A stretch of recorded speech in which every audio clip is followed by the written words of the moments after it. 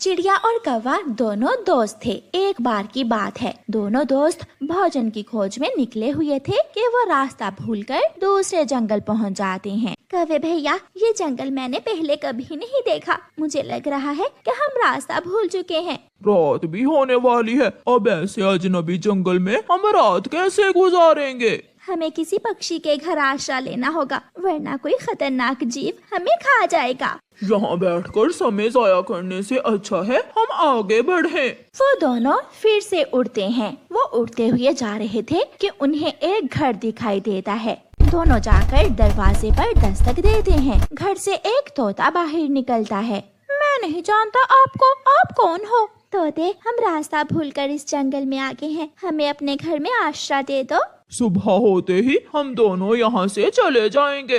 आपकी बात तो ठीक है, मगर मेरा घर कमजोर है, इतना मजबूत नहीं कि मैं आप दोनों को रख सकूं। हाँ, मैं दोनों में से किसी एक को रख सकता हूँ। धन्यवाद तोते, हम ऐसा नहीं कर सकते, हम एक दूसरे को नहीं छोड़ सकते, हम दोस्त हैं। चलो कौवे भैया, कहीं और जाते हैं। मगर कौवा चुप था, वो बैठा हुआ था। कौवे भैया चलो, हमें देर हो रही है, अंधेरा बढ़ रहा है। दोनों में से एक, तो फिर मैं यहाँ रह सकता हूँ। चिड़िया तुम जाओ और अपने लिए कोई और आश्रय ढूंढ लो। कौवे भैया, हम दोस्त हैं और ऐसे बीच रह के तुम कैसे मुझे अकेले छोड़ सकते हो? मुझ अकेली को डर लगेगा। जब जान की पड़ी हो तो अपनी जान बचाते हैं, ना कि दोस्ती को देखते हैं। कौवा ऐसे कहते हुए तोते के घर में चला जाता है और चिड़िया बैठी कौवे को देखती रह जाती है।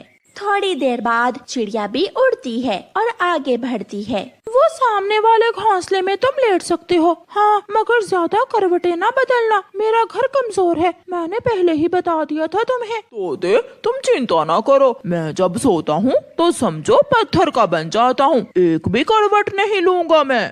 चिड़िया बेचारी को बहुत डर लग रहा था। पहले वो दो थे, इसलिए उन्हें एक दूसरे का सहारा था, मगर अब चिड़िया अकेली रह गई थी। थोड़ी दूर एक सूखा हुआ पेड़ था, जिसकी खोखर में एक कबूतर छुपा बैठा था। वो चिड़िया को आवाज देता है, चिड़िया मौसम खराब है और रात भी है, तुम यहाँ आ जाओ, इस पेड़ की खोखर में तुम खुद को छुपा सकती हो। चिड़िया इधर उधर देखती है और फिर कबूतर को देखकर पेड़ की खोखर में चली जाती है। मैं और कौवा रास्ता भूलकर इस तरफ आ गए थे, रात हो गई तो बहुत परेशानी हुई। थोड़ी देर बाद बारिश शुरू हो जाती है। बारिश बहुत तेज थी। पहले तो तोते का घर लटका रहता है, मगर फिर तेज हवा से तोते का घर हिलने लगता है। वही हुआ जिसका डर था मुझे, नहीं बचेगा, मेरा घर नहीं बचेगा। उसका घर टूट जाता है और धड़म से जमीन पर गिरता है। कौवा तोते के मुंह की तरफ देख रहा था। अब क्या होगा? ऐसी बारिश में हम कहाँ जाएंगे? यहाँ से थोड़ी दूर मेरी बहन रहती है, मैं तो वहाँ जा रहा हूँ, और अब तुम सोचो कि तुम्हें कहाँ जाना है। ऐसे कहते हुए तोता वहाँ से चला जाता है। मैं अकेला रह गया। अगर चिड़िया मेरे साथ होती तो कोई ना कोई उपाय जरूर निकाल लेती। मैंने बहुत बुरा किया, मैंने अपनी दोस्त को छोड़कर बहुत बुरा किया। कौवा रोने लगता है और रोते हुए वहाँ से उड़ता है। लो चिड़िया, ये फल खा लो, ये फल मैं बारिश से पहले सागर वाले जंगल से लाया था। कबूतर भैया, आप मुझे जानते भी नहीं हो और आपने मेरी इतनी मदद की, और एक वो मेरा बचपन का दोस्त मुझे रास्ते में ही छोड़ गया। तभी रोता हुआ कौवा भी वहाँ आ जाता है। कौवे, तुम यहाँ? तुम तो तोते के घर में चले गए थे मुझे छोड़कर। टूट गया, तोते का घर टूट गया। चिड़िया मुझे माफ कर दो, मैंने बहुत बुरा किया जो तुम्हें रास्ते में ही छोड़ दिया। नहीं कौवे, किया हुआ विश्वास वापस नहीं आ सकता। मेरी और तुम्हारी दोस्ती खत्म हुई, आज से तुम्हारे और मेरे रास्ते अलग अलग हैं। फिर कौवा अपने किए पर बहुत पछताता है और रोता हुआ वहाँ से चला जाता है। चिड़िया माँ का घोंसला बहुत कमजोर था। वो बहुत चिंतित थी क्योंकि घोंसले में माँ चिड़िया का एक अंडा भी था। मैं आज ही सारे काम छोड़कर अपने घोंसले की मरम्मत का काम करूँगी और शाम से पहले पहले अपने घोंसले को ठीक कर लूँगी। मामा चिड़िया घोंसला ठीक करने के लिए घास लेने चली जाती है। थोड़ी देर बाद हवा का एक झोंका आता है और मामा चिड़िया का घोंसला टूटकर नदी में गिर जाता है और नदी के पानी के साथ घोंसला भी बह जाता है। दोपहर की धूप अंडे पर सीधी पड़ रही थी। जंगल के बाहर मैदान के करीब जाकर घोंसला किनारे के साथ लग जाता है। अंडा टूटता है और उसमें से एक छोटा सा बच्चा बाहर निकलता है। उसे अभी उड़ना तो नहीं आता था, मगर वो जानता था कि चलना कैसे है। वो आहिस्ता आहिस्ता चलता है और नदी से बाहर निकलता है और जंगल की तरफ चलने लगता है। जब मम्मा चिड़िया वापस आती है तो अपना घोंसला ना देखकर परेशान हो जाती है। वही हुआ जिसका मुझे डर था। मेरा घोंसला टूटकर गिर गया। मेरा घोंसला जरूर नदी के पानी में बह गया होगा। मम्मा चिड़िया नदी के साथ साथ उड़ने लगती है। यहाँ भी नहीं है मेरा घोंसला। शायद मेरा अंडा मेरे घोंसले में सुरक्षित हो। मैं जाऊंगी, मैं वहाँ तक जाऊंगी। यहाँ ये नदी सागर से मिलती है। मम्मा चिड़िया फिर से उड़ती है और दूर निकल जाती है। छोटा बच्चा जानता था कि उसे बचकर रहना है आसमान में उड़ने वाली चील से, इसलिए वो थोड़ा चल लेता और ऊपर आसमान की तरफ देख लेता।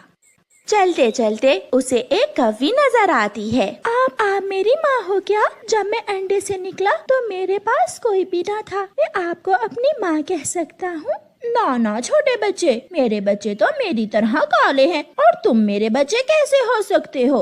आप मुझे अपने घर में रख ले। मैं छोटा हूँ, मैं मर जाऊंगा। बच्चों को पालना बहुत मुश्किल काम है और ये मुश्किल काम एक माँ के सिवा कोई दूसरा नहीं कर सकता। इसलिए बच्चे तू जा और अपनी असली माँ को ढूंढ। वो बच्चा वहाँ से आगे बढ़ता है।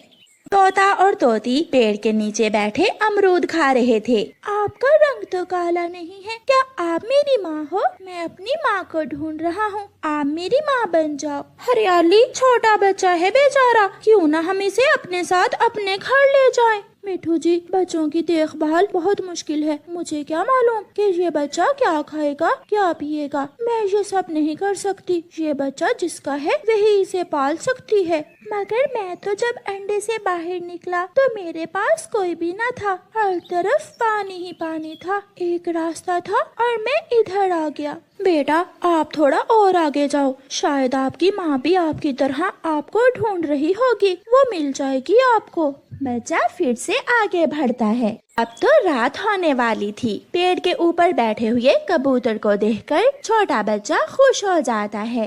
आप मेरे पास आकर मेरी बात सुन सकते हैं? कबूतर छोटे बच्चे के पास आ जाता है। बताओ छोटे बच्चे, क्या बात है? मुझे मेरी माँ नहीं मिल रही। क्या आप मुझे मेरी माँ से मिलवा सकते हैं? बेटा, ये काम तो बहुत मुश्किल है और अब तो रात भी होने वाली है। रात क्या होती है? जब ये रोशनी खत्म हो जाएगी हर तरफ अंधेरा ही अंधेरा होगा, उसे कहते हैं रात। मुझे बहुत डर लगेगा अंधेरे में। आप मुझे अपने साथ ले जाएं। मैं रात में अकेला नहीं रहना चाहता। आप मुझे अपने साथ ले जाएं। थोड़ा सोचकर कबूतर उस बच्चे को अपने साथ ले जाता है। पति जी, नदी के पास एक चिड़िया का भी घोंसला था। हो सकता है ये बच्चा उसी चिड़िया का हो। आज की रात हम इसे अपने घर में रख लेते हैं और फिर सुबह होने पर इसकी माँ को ढूंढेंगे। ये नदी तो खत्म ही नहीं हुई। मैंने सारा दिन अपने बच्चे को ढूंढा है। ना जाने मेरा बच्चा कहाँ चला गया। ना ही अंडा मिला, ना ही घोंसला। रात गुजारने के लिए माँ चिड़िया नदी किनारे एक पेड़ के नीचे बैठी हुई चांद से बातें कर रही थी। अगर मेरा घोंसला सागर में गिर गया तो मेरा अंडा भी टूट जाएगा। मुझे उड़ना होगा। मुझे रात को ही उड़ना होगा। ये सोचकर माँ चिड़िया फिर से उड़ती है।